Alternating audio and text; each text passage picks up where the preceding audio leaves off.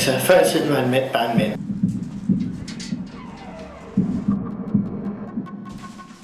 Der findes rigtig mange magtløse mænd.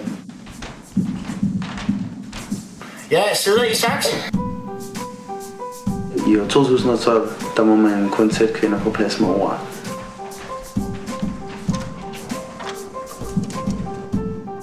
Lad mig nu for fanden tale ud.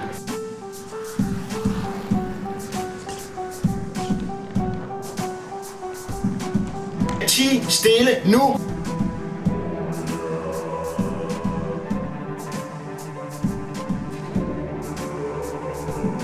Det er jo helvede på jord, det her!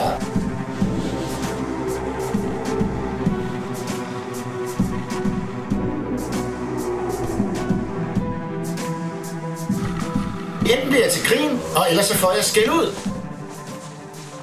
Det er mand, der skal ramme, og kvinderne skal ud på arbejdsmarkedet. Tag dog og få styr på jeres prioriteter, kvinder. Vi har så forbandet ondt af os selv.